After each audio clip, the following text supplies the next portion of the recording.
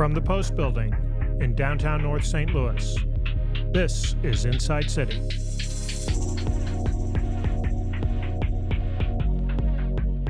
Today I'm interviewing Betsy Cohen.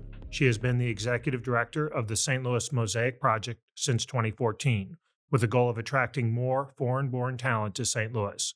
She has a degree in economics from Wellesley College and an MBA from Harvard. We spoke about St. Louis and the role immigration has played in our history and what the future looks like moving forward. Hi, Betsy. Good morning. Thanks for joining me. I want to talk a little bit about immigration in St. Louis and the St. Louis Mosaic Project, which you have been involved with for about 10 years. Correct. And talk to me about how you went from being at Purina over to St. Louis Mosaic. So I had a long career at Nestlé Purina and was VP of marketing for many different of the areas there. And as that career ended, I was looking for a way to be involved in more civic leadership and spoke to many people around the region to see how could I leverage my skills to make an impact in the region. And out of that, I learned that the William T. Kemper Foundation had funded research through St. Louis University that showed we needed to grow our foreign-born population in addition to growing our native-born population, and that the World Trade Center St. Louis would be hiring someone to run this immigration initiative to help us grow. And so I felt that my work with international people, marketing, knowing St. Louis, because I'd been on a number of boards, would really come together well, and I could help make an impact by rejuvenating and adding that foreign-born component to the other growth that this region needs. And so you've been there about 10 years. Yeah. And there's a goal now to make St. Louis the fastest growing.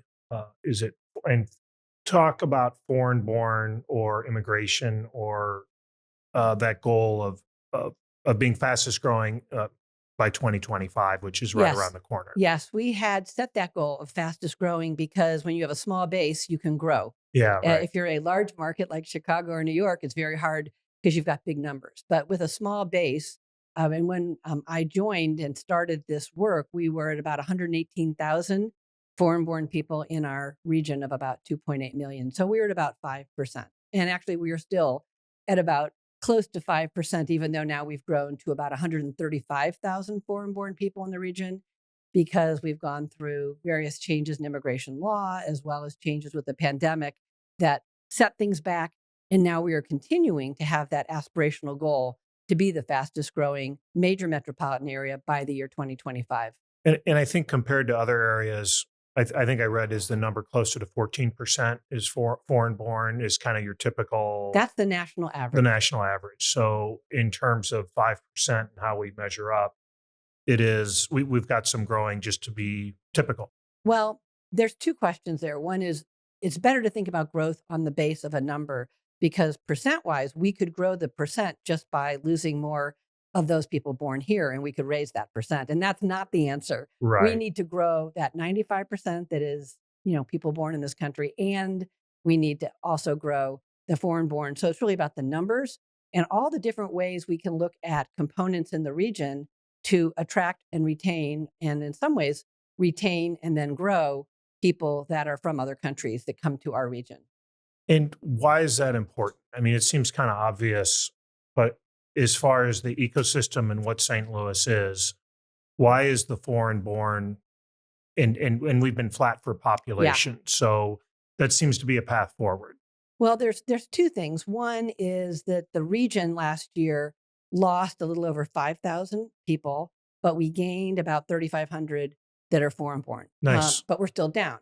And we can't think about foreign-born as the only solution. Again, we have to think about why we are losing people when other regions are gaining native-born people. And so that's really, you need to grow your native-born and grow your foreign-born. Sure. But the foreign-born is a component that can help shore up the combined stagnating population of the region. And from that point, it's important for retail, neighborhood stores, keeping schools open, things like closing schools for the archdiocese. I mean, you need population to be firm or growing if you're going to keep retail and economics and education thriving.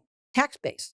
I mean, it's a problem for the city, and the tax issues are important. And when you've got newcomers who start businesses, and foreign-born people start businesses at a 50% higher rate than those of us born here, because they have to get going and they start businesses, whether it's high tech or a neighborhood business. So it adds to that economic vitality, which is so important for St. Louis.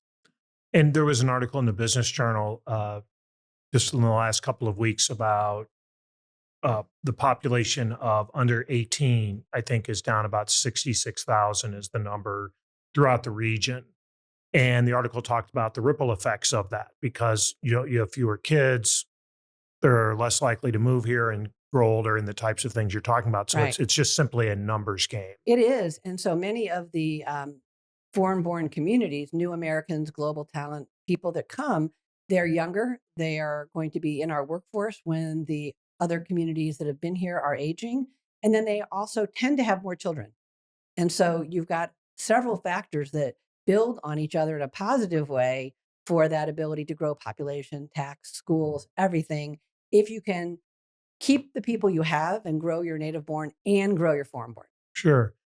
You've talked before about the Afghan crisis and specific things that we're doing here in St. Louis and drawing a distinction with the Ukrainians, with either refugees or in one case was a military intervention. And so people Yeah. were, there was a door for people to come here to this country versus what's going on in Ukraine, which is independent of any US intervention.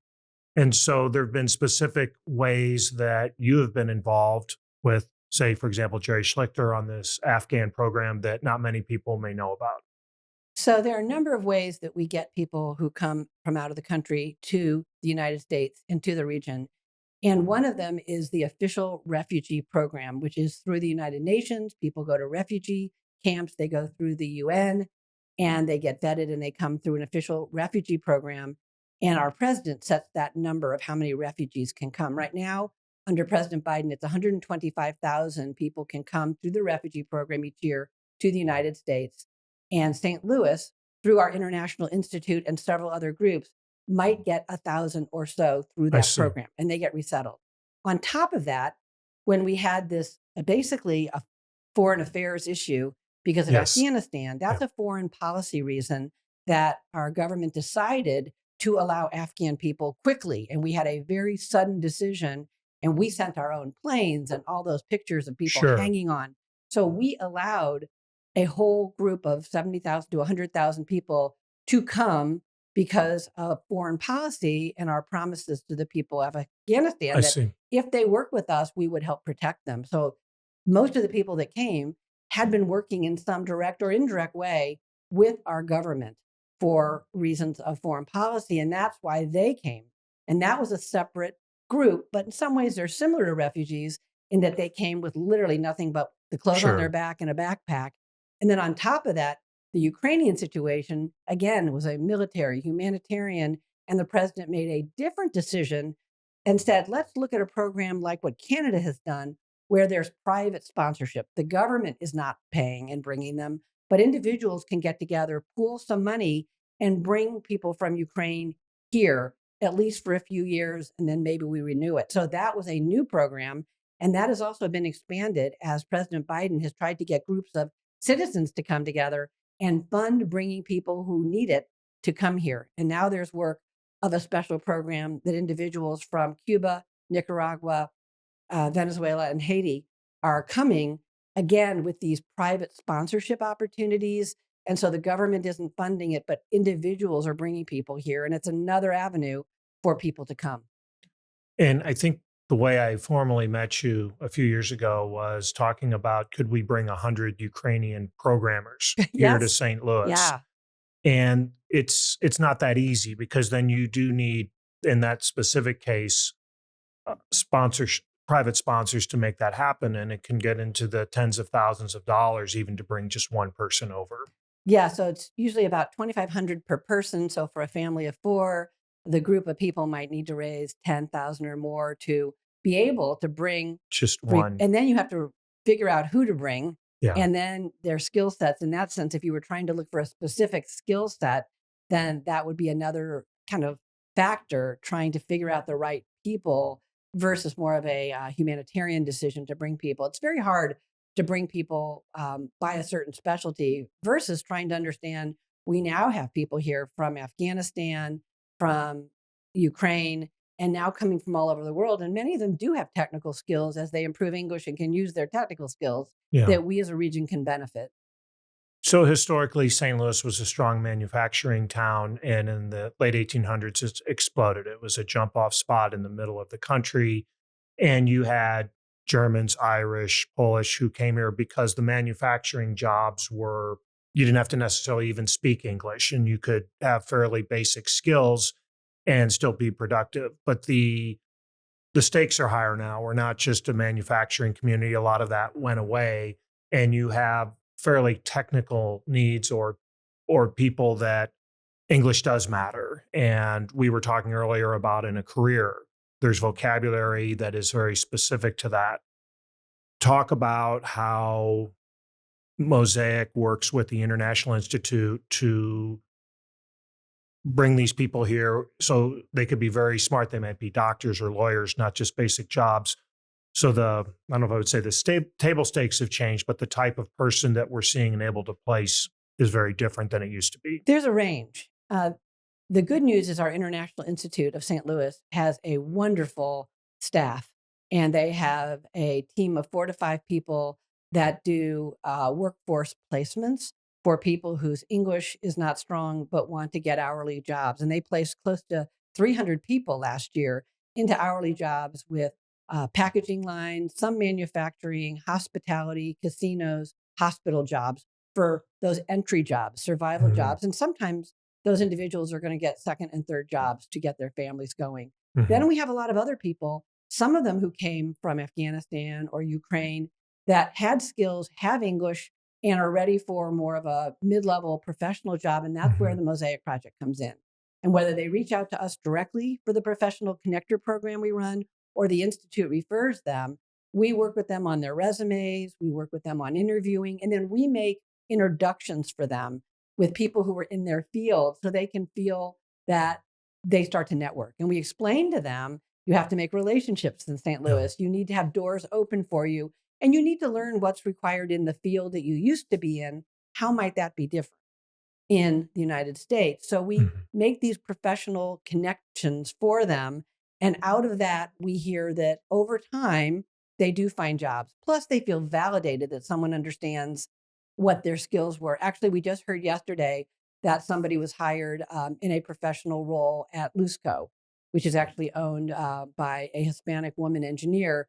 And she has lots of native-born, foreign-born people, but she hired someone that was one of our international connectors who got connected into a professional job in her company. That's great. I'm reminded of a story you told in one of your talks about, the starfish get washed up on the shore, and there's one individual who then, they see throwing the starfish back in the ocean, and the person's like, "Why are you doing that? What will that really have an impact?" And the answer is, well, it means something to that person or to that starfish that you help them get. And it seems like there is a lot of that. Individuals can make a difference for each one of these refugees. Yes, I think that is true, that not only does the individual who's looking for the work get benefited, but each of us that helps. Yeah. And the connectors feel empowered because they're helping someone get adjusted and can make those introductions. So both people gain from that relationship. And it's not just the refugees, but it's people that come. It could be a Washington University faculty member who has a spouse or a partner that needs a job. It could be one of our largest employers, BJC. WashU, but BJC has lots of international people that come, but they often have spouses and partners that need to find a job. And when they arrive here, they may spend 6 months getting the family settled. Sure. And then all of a sudden they're like, what about me? And they need this help in the network. So not only does that individual get into one of our programs, they might be in our spouse program, they might be in we have a mentor program where local women mentor international women, both socially and professionally, to help them network, but both sides benefit, to your point, from the starfish, not just the starfish that's saved, Right. but the person that throws that starfish back also feels wonderful. Just like I was working with someone last night, and he's from Ukraine, and we talked about his skills and his resume, and I felt good that we moved him forward in his process. Because you don't have because of stricter. I mean, we've talked mostly about refugees, but we should really draw a distinction with immigration also, and not to get political because there's all kinds of things with illegal immigration, but there are because the refugee is a specific kind of individual who comes here who because of circumstances that happens in their country, but there are people who just come here anyway Right. through normal channels. And I forget if there's certain quotas that we have from different countries, but people can enter through the front door, but that can be a very long process. There are many different pathways. And so the way we really like to talk about the people coming now is new Americans and global talent. Mhm. Some of these are new Americans, people that are coming, and in some ways it could be refugees or other ways where they're kind of on a beginning path as new Americans, and others global talent, people that are coming through our corporations, through our medical centers, through entrepreneurship, that have international student visas that can stay and work and get hired by companies. But we do have complicated different visas that our immigration lawyers help us sort out. What are the pathways? And there's some that are visas that companies can apply for, and there's others that individuals can apply for because they have amazing talents. And the Mosaic Project has written a number of support letters for what's called an O visa or an E visa, which essentially Mhm. are visas where unusual people can write about what they do that's really fabulous for their skills and for our country. And our government right now has been very open to that. So there's the bar is high, but we have a lot of people that can also come that way and stay. And so, two examples I would think of would be through or one example through the university, but two cases, which one is Washington University has a large number of Asian students who come here to study. And I also heard that St. Louis University has 3,000 Indians in their from New Delhi, not Native American. And that seems to be a way that bringing talent here or people who want to come here. And the question is, how many of those go back home? We'd like to retain as many of those as possible. Yes, I mean, our region has over 10,000 international students that are here in various stages of study. Increasingly, they're in graduate programs.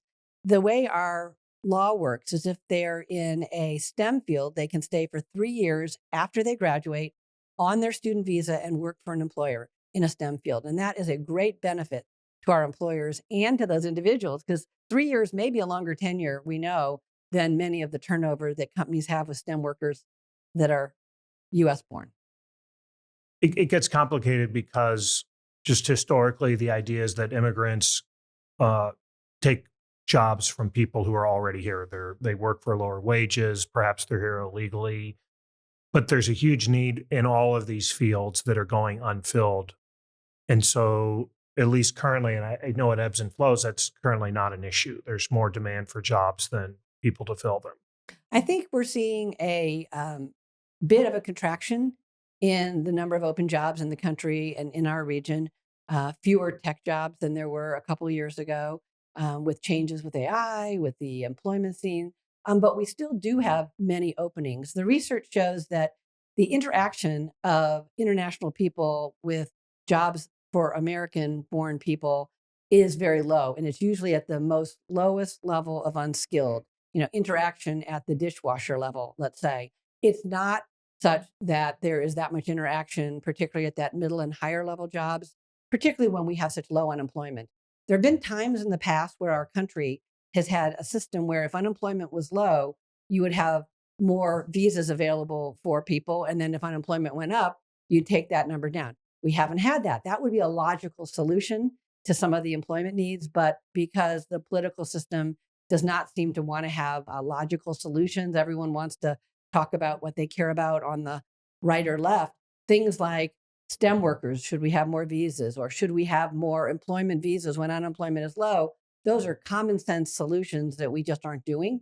But we do currently still have more openings than we have local people to take them. Yeah. So one of the success stories we've had an influx of Vietnamese that uh, down on South Grand in that area, and the one success that everybody always points to are the Bosnians, which is hard to believe was 30 years ago Yeah. that started with everything that went on in the 90s. But you've mentioned what's interesting is the Bosnians are not the largest population of Right. foreign-born, and it's Indians, and they're out mostly in West County, and I think the number's about 16,000, and that's Correct. one of those things not many people are aware of. Just like I Yeah. wasn't aware that SLU had 3,000 Indian uh, enrollees. Yeah. So both St. Louis University and Webster had a large increase in international students this past 2 years, and they're doing a lot of recruiting. And overall in our country, the number of Indian students is going up, and the Chinese students are going down for a lot of geopolitical and other aspects about the Chinese students coming. So we've seen a rise in the country and St. Louis in Indian and from other countries, from different African countries and other Asian countries as well. But it's true that for our region, the number one largest foreign-born group is Indian, second is Mexican, third is Chinese, and fourth is Bosnian. But the Bosnian group is not growing. They came in the 90s. Now they married, they have children, they've got grandchildren. And again, like all migration patterns, as people become more established, have more means, they often move where they're going to have more space, more home for the money, more lawn, maybe a better school district from what they started with. And that's a common pattern of immigration everywhere. And so we've seen that here. And with the Indian and the Chinese communities, they're coming often because we have so many universities, hospitals, educational institutions. So we have a very well educated immigrant community that has come for all of our educational, and they then have the choice and opportunity either to return home or to stay for a number of years. Many of them then in turn stay long term, and they have built our communities. We now have communities, you mentioned 14%. Places like Maryland Heights are close to 20%. Foreign born, many No Indian. kidding. Wow. Olivet is 20%. Creve Coeur, Chesterfield, Baldwin, Wildwood, further west, they're all getting over that 14% mark because people find out where those various stores are, where the schools are. They've got chat groups, and they want to be in general proximity, even though we don't have areas where one group only lives. As a region, we don't have only Hispanic or only Indian, but people do tend to go where they see religious organizations and grocery stores and other people on their chat groups that tell them this would be a good place.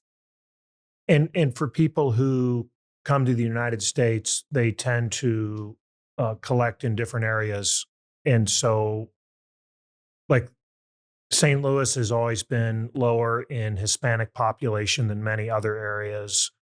For example, Kansas City has Right. has more, uh, and you may have refugees that will settle in different states or cities, and it seems like it can be accretive that as people, especially with social media, hear about it and they find out, oh, this is where the community is going, that will attract more. So It is. like attracts like. Like attracts like. So when people feel supported and are doing well, they tell family and friends, come here because you have good opportunities for work and the cost of living is good. They love our parks. We have a great park system. We have so many, free opportunities for culture.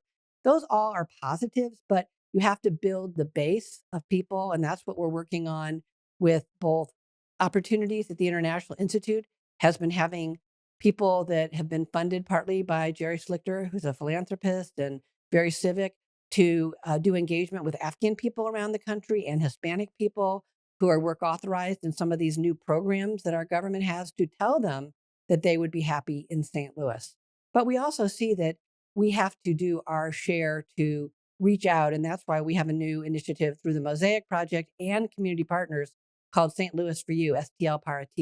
And it's about supporting our Hispanic community through our Hispanic chamber, through workforce, through jobs, through culture, testimonials, and work with Telemundo, which just came to St. Louis, the largest Hispanic television station. So there's going to be, segments that the region does through Mosaic and STL Par to reinforce the current Hispanics that are here to show others that they would be happy to come. It sounds like it's a lot of blocking and tackling. Like you can have a big idea that you're aiming at, but at the end of the day, it's how's your English? Uh, Religion becomes very important. Where's the temple? Uh, Workforce training. Those things are just very basic things that people need in order to feel welcome and part of a community. And there have been, I think you mentioned Jerry Schlichter with the Afghan program.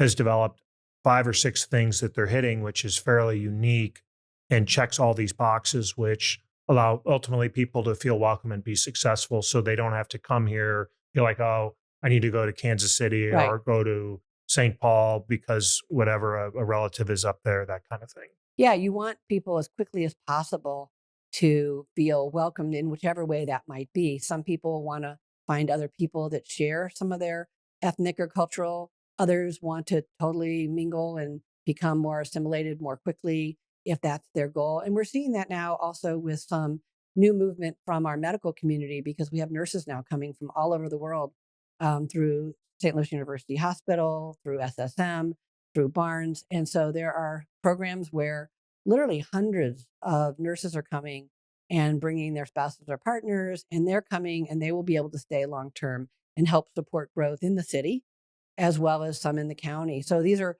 different vectors. But to your point, each person that comes, you want to say, what's important to you and how do we make that happen?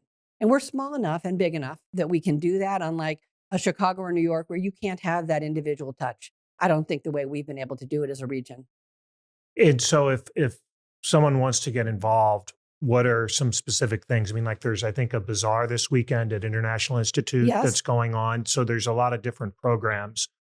But you'd mentioned individual sponsorship, or what are ways that if somebody says, boy, I really want to, throw that starfish back in the ocean, how could they get involved?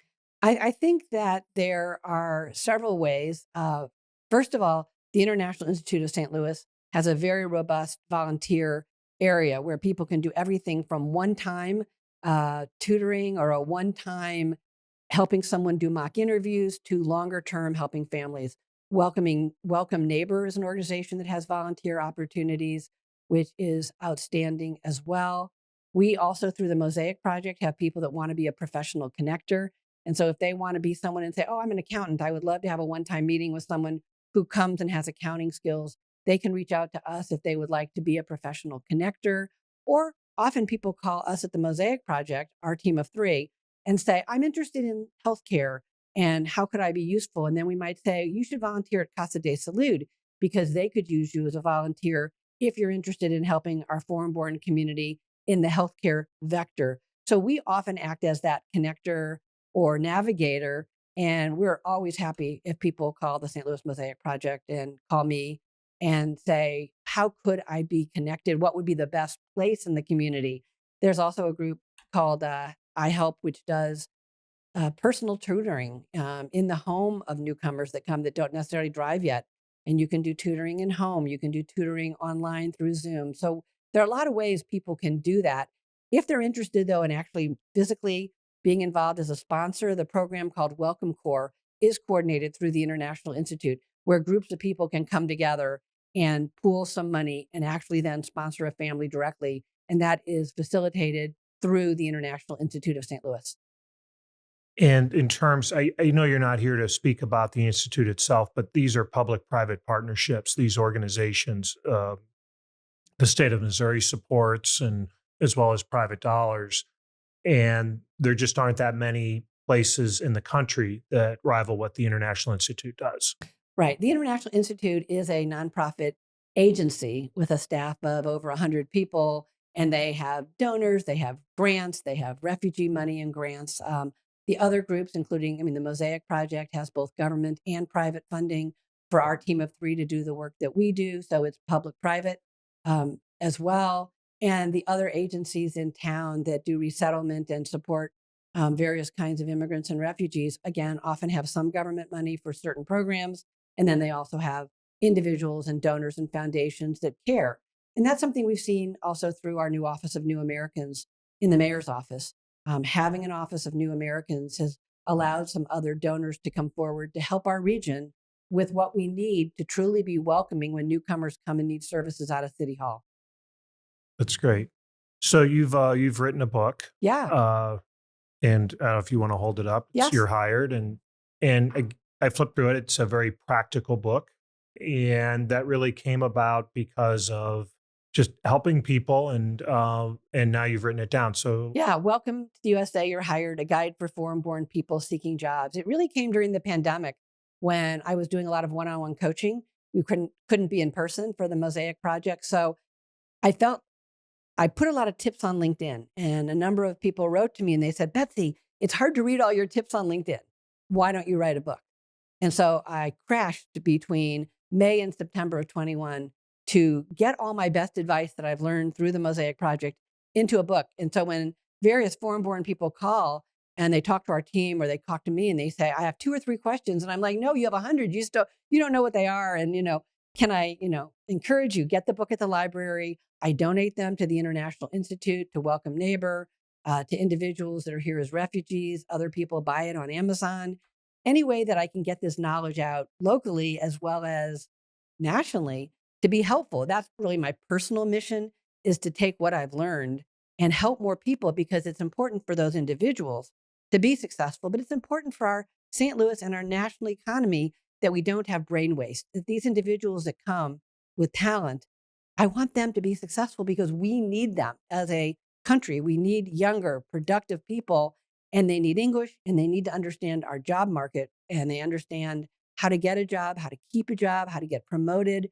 All those things are things that we've learned with 10 years of the Mosaic Project. And I wanted those people who are now striving for it to know what we know. And one of the initiatives is DEI, and this walks the talk on that as far as allowing employers to employ hardworking, helping them develop the skills and the basics, where you may have somebody who is a doctor, an accountant in another country, but has to come over here. And you gave some examples how people are willing to take those entry level jobs with the eye toward improving their English and getting connected so that they can start to work in a skill set or put their full use back to work. Yes, it's important that we see that ability for people to move up and use their skills. And so that's something that when they start in a job, they need to find the way to then advance. When their English skills get better, they may take training through the International Institute, through the community college, we have a lot of apprentice programs. There's a lot of workforce programs now in this region, in the technical fields, in the manufacturing fields, in geospatial. And so as foreign-born people and our own native-born people take advantage of trainings, they will move up. And certainly the motivation of our newcomers is really high because they need to make it here. Just like, when our families came at some point to the country, they had to work really hard to get their first steps up, and make it, because there is really no going back. I think, and yeah, that is the one thing that joins all of us, is that we're all immigrants here, except of course the Native Americans, and we all have those stories, depending how far back you go, of how people first came to this country. But once people get here and they establish themselves, it's not always so easy. They want to protect. A lot of times it is about jobs, and I expect those are barriers you run into from Always. time to time. It's very clear that the history in the United States is that as groups get settled, they often don't want the next group to come. So even though we can say, oh, we're a nation of immigrants, we're a nation that also says, my group did fine. I don't know about the next group. Yeah, right. And then the next group comes, and then they're not so sure about the next group. And so there's always this back and forth sometimes about how do we bring in new people to a neighborhood, to a school, and who are they and their other, and then inclusion. And that's where kind of DEI, but the inclusion part, as we all learn to get to know neighbors and people at your PTO or at your workplace that maybe, pray differently, or they eat differently, or some of their customs are different. And we have to be open to learn Sure. and be welcoming, because that's going to be, what makes us, be a region that can grow. Yeah, because they aren't necessarily going to look like us. They aren't like our European ancestors. That was one of the things that Correct. made the Bosnian thing perhaps a little bit easier, Most definitely. or Ukrainians. But when you go to Black and brown people who are not clearly not the same, perhaps the clothes they wear, the religious practices, and that can be very difficult for people who are already here. And that's something that we work with employers on and talk with employment groups about. How can you be looking for diverse talent? But it's not just a matter of finding the talent, but you also have to keep them. And you also have to think about cultural training sometimes for your current associates so that they understand that they may have to do things differently. But sometimes we have friends, obviously, that may be gluten-free or vegetarian or vegan. And so if you now have someone who doesn't eat pork, you just have to accommodate that and say, okay, like everything, we're going to have a veggie burger and, we're going to do this. And so you have to have an openness, and we all have to learn to um, be open so that we can have a growing, thriving, both downtown and region so that we can grow. And there's the idea that the immigrants, when they come here, are taking services away in that social safety net. But I think actually the opposite is likely true. They're the hardest working and contributing. For those that come in our official refugee programs, they essentially get about 90 days of some help for their first apartment and some money for bus fare and some food for 90 days. And then occasionally there's a little bit more, but then they're on their own. And that's why they end up taking one or two or three jobs. They often don't have enough English to get a better job. So they're going to be sometimes stuck suboptimally. But there isn't a lot of government support. And in some ways, the money that our government even gives for those 90 days is not enough for them to be in an apartment that we might even think is adequate. So it really does mean that others in the community have to step forward and be helpful. Many of the other people that come, though, from different of these programs, either it's a support group that helps, it could be a religious group that helps people get on their feet, or it's just the hard work of these individuals who do work 2 and 3 jobs, take the bus, take multiple buses. Go to night school for English, They that go to type of night thing. school, they do all these things because the support for them is quite minimal, and really not taking support away from the people here who have been ongoing paying into the system. It's a very minimal amount of support. And then over time, they are productive, paying taxes, supporting our institutions, and long term, they are going to be the contributors that keep our neighborhoods vibrant. One of the issues that St. Louis has of many is the zero population growth that we've seen over the last 20 or 25 years and is predicted to, I think, uh, stay relatively flat. And but with the immigration and with these programs, it hopefully will be accretive and grow on itself and grow the pie. I think if you look at it as a zero sum game, that's the first problem. But if you say no, it's because we're growing for population and then creating new jobs and new opportunities. It's not somebody taking a job away from somebody else or an opportunity. It's really that's the promise of it. I think there's two aspects. One, our immigrants are 50 to 80% more likely to start a business than those of us here. So they end up being job creators in that sense. If they're in the high skilled group, international students, technical, our corporate people, they are filling jobs with technical skills that we as a region are training people in K through 12 for STEM, but they're not ready yet for the job. So we need, in a world of AI, we need technical skills, which is global talent, which is why our universities, our corporations, they need to be open. We don't have our soccer team and our baseball team required to only hire St. Louisans or even Americans. Sure. They need the best talent. And so if you're looking for AI talent, or if you're looking for crypto or cybersecurity, you need the best people, not just who might be a friend of your neighbor who went to the same school that your kids did. You need to look at the best talent. So it's about skills, it's about growth, and then it's about the whole region because we've now slipped to the 23rd largest metro behind Charlotte in Orlando, and we're on the verge of going to 25 behind Austin and San Antonio. And so they are growing their native born population. And again, in some of them, that native born is Hispanic that have been here for generations. So you have to have native born communities growing and you have to have your foreign born. So you need the new Americans and you need the global talent. But we, of course, are investing in the people that were born here, and we need to keep developing. The data shows that we're losing, particularly Black families from the city.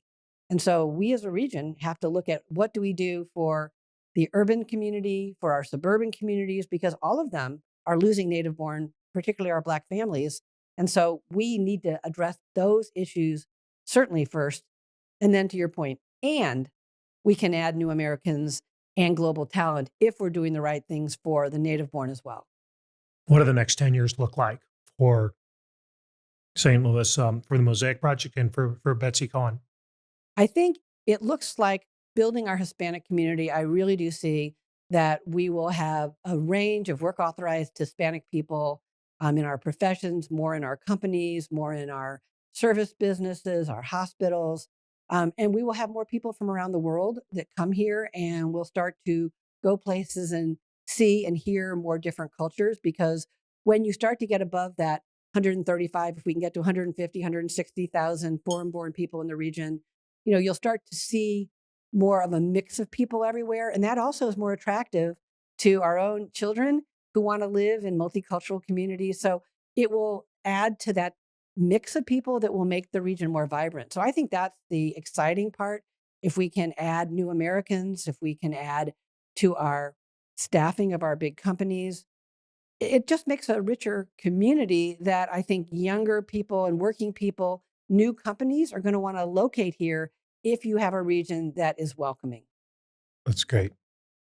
Okay, well, thanks for stopping by this morning. I don't know if you have any other final remarks or I, anything we didn't cover that you wanted to talk I, about. I think what we're seeing is a lot of talent moving into the city now of St. Louis that is bringing skills. And so there's a balance of bringing those people that have 1 and 2 members in their family versus families of 3, 4, and 5. And I think as a region, we're going to have to find a balance. And I think as we bring new people here that are either new Americans that come through our resettlement or through other programs, a lot of them start as residents of our city. And so I think when they live in the city and feel supported in the city, that is good for all of us, because it's going to make our city more robust.